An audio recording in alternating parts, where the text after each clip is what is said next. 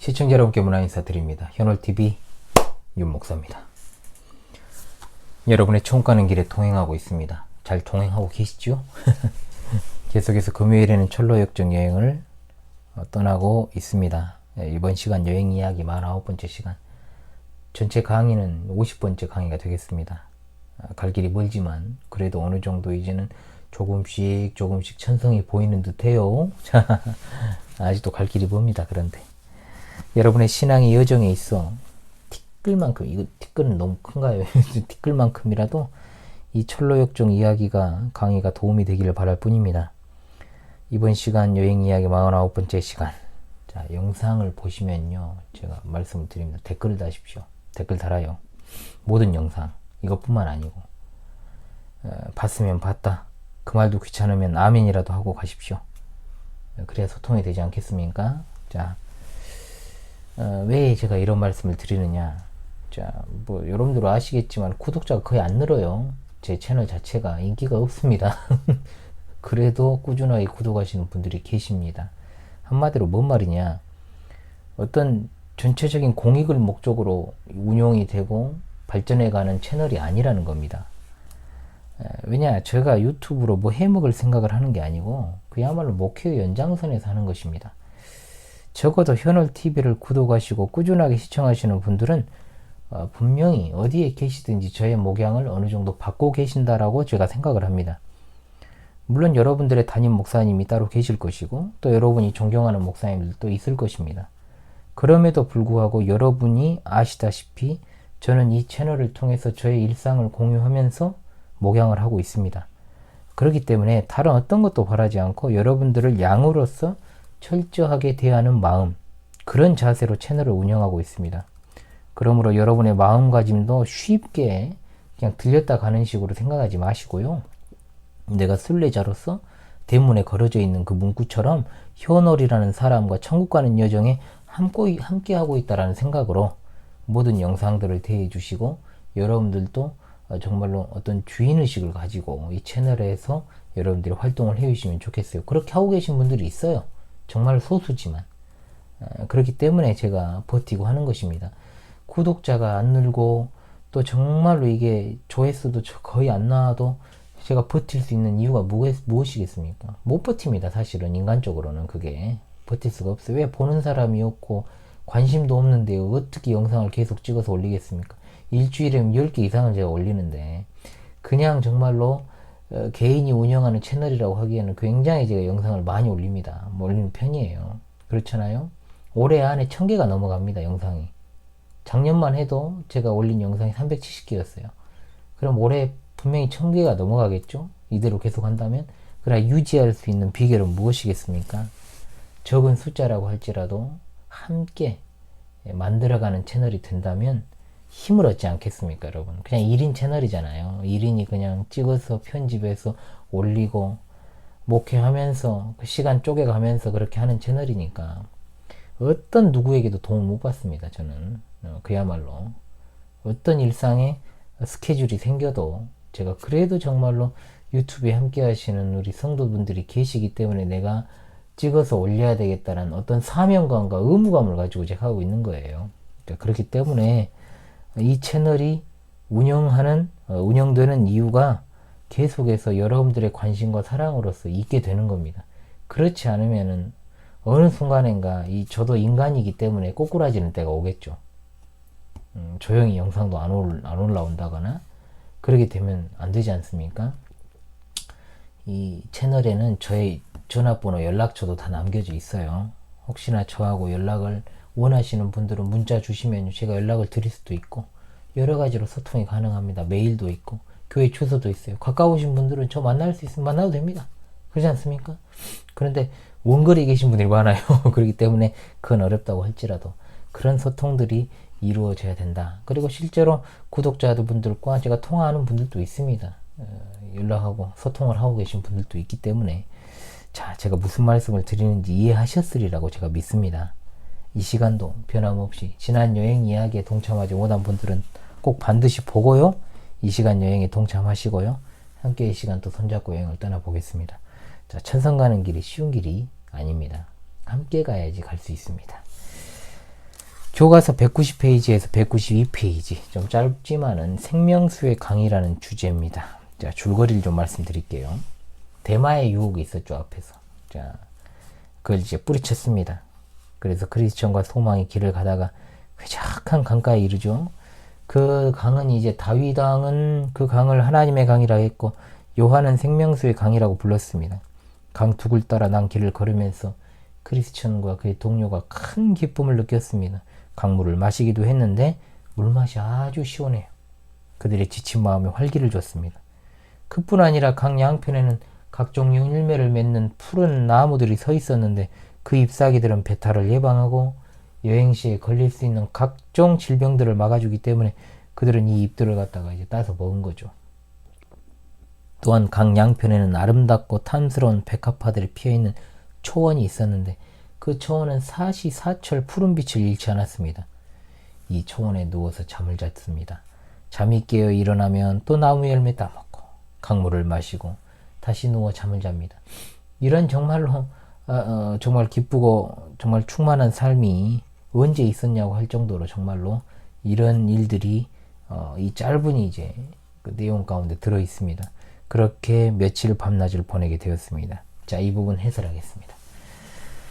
자, 앞선 대마의 끈질긴 유혹동으로 인해서 비록 그것을 이겨냈습니다마는 크리스천과 소망이 정말 곤고하고 지친 가운데 놓여 있었습니다. 바로 그때 그들의 눈앞에 강이 나타나고 그 강가에서 쉬게 된 겁니다. 이 모습이 가리키는 것이 무엇일까요? 죄와 끊임없이 싸우면서 지쳐 고뇌에 있는 성도들을 하나님께서 새롭게 영적으로 갱신시켜 주시고 힘을 주심으로 인해서 그들의 마음 가운데 즐거움과 기쁨이 넘치게 하는 그런 은혜를 나타내고 있습니다.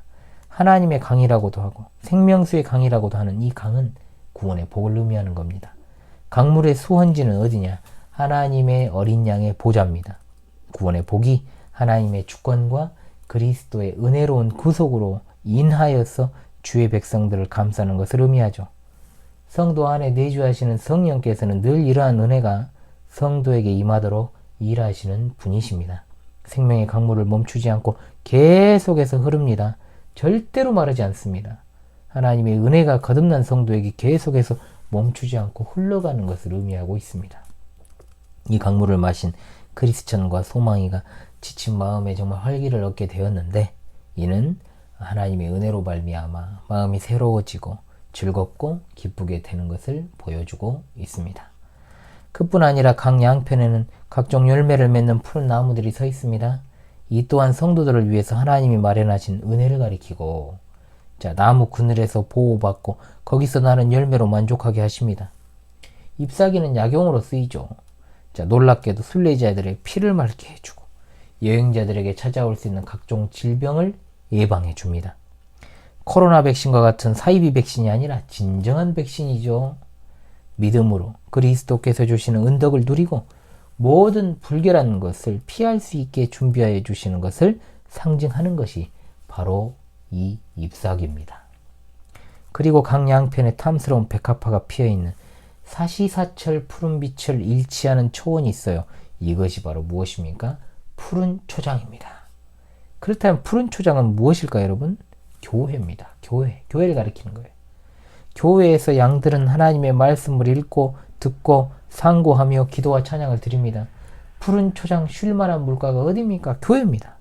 이것은 하나님의 말씀에 신령한 꼴을 먹을 때 가능하게 됩니다. 교회가 푸른 초장인 것은 영적으로 생동감이 있고 풍성하다는 것을 가리키는 것인데 그것은 절대로 사람의 능력으로 되는 것이 아니라 오로지 성령의 은혜로만 가능하다는 것을 알 수 있습니다. 이 푸른 초장은 어느 순간 푸르고 마는 것이 아니라 사시사철 푸릅니다. 교회가 양들에게 영적인 꼴을 제공하는 것을 대충 하거나 빈약하게 해서는 안 됩니다. 교회에서 누가 그 일을 합니까? 하나님께서 세우신 종, 목사가 그 일을 하고 있죠. 그래서 전에도 말씀드렸지만 우리 교회 목양실, 목회연구실 이름이 푸른 초장실입니다. 실제 푸른 초장실이라고 불릴 만큼 아늑하고 넓고 좋은 장소는 아니에요. 참 너무 초라합니다. 그래도 영적인 의미를 가지고 제가 명명을 한 겁니다. 요사이는 저희 집이 푸른 초장실의 역할을 하고 있습니다만 그래도 춥고 척박한 환경이어도 푸른 초장실에서 목회 연구를 하는 것이 더 낫다라고 생각을 합니다. 그래도 아이를 어느 정도 키우고 가야 되지 않겠습니까?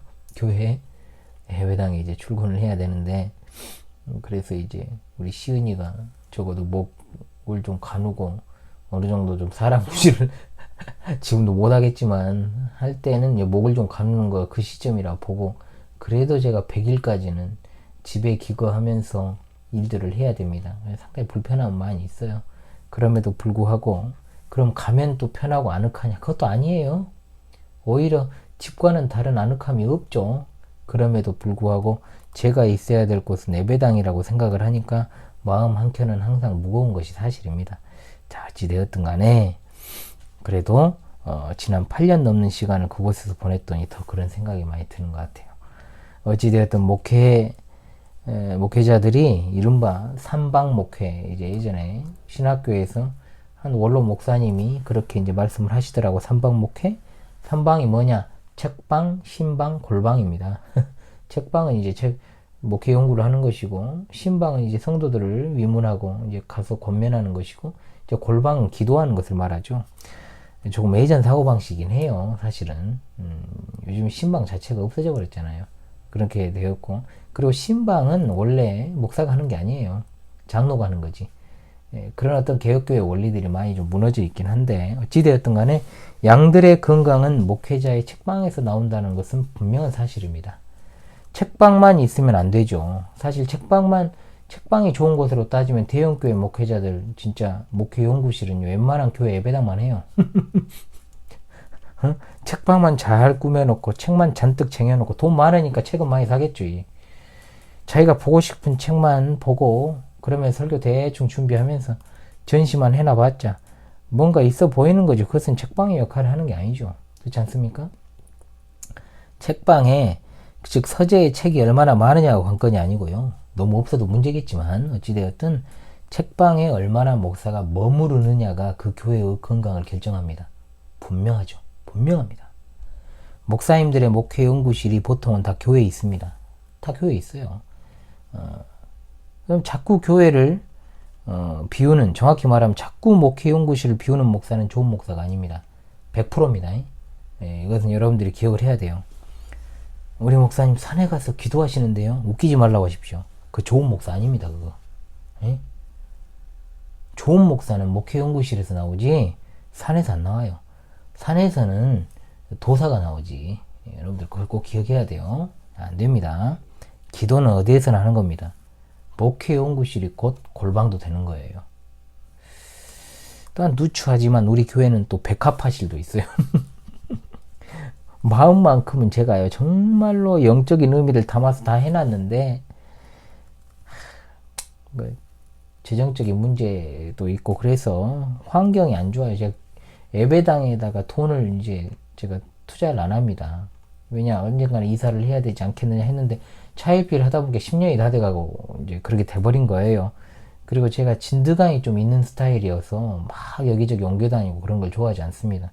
그러다 보니까 예배당에 돈을, 재정을, 성도들의 피 같은 연보를 사용할 수 있겠느냐. 많이도 없지만, 연보도 없지만 어찌되었든 간에 그래도 그런 어떤 마음을 가지고 차일피일 살다 보니까 너무 지금 환경이 안 좋아져가지고 특히 겨울엔 너무 힘듭니다.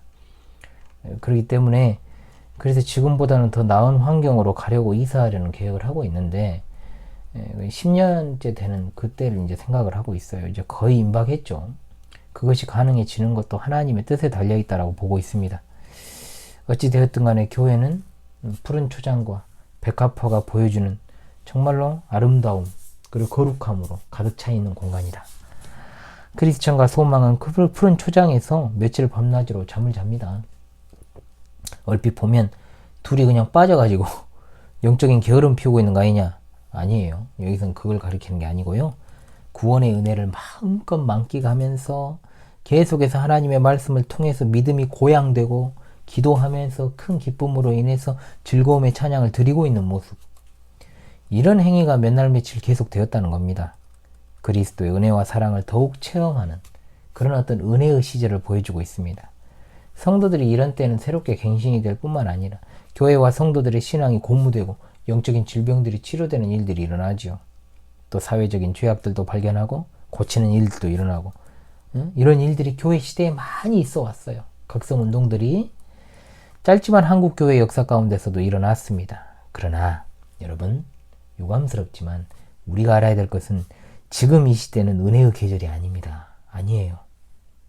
이 은혜의 계절을 성도 각자가 누리고 살아가기 위해서 성령의 조명하심을 따라서 말씀을 바르게 배우고 순종하고 시대를 분별하고, 정말 은혜의 시대에 하나님께서 우리에게 정말 누리게 하셨던 것들을 다시금 생각하고 우리 각자의 신앙의 자생력을 기르고, 또 여러 가지 영적 암흑에 맞서 싸우기 위해서 지구력도 길러야 되는 그런 시기라는 거죠. 시대를 보는 통찰력이 있어야 되는 때입니다.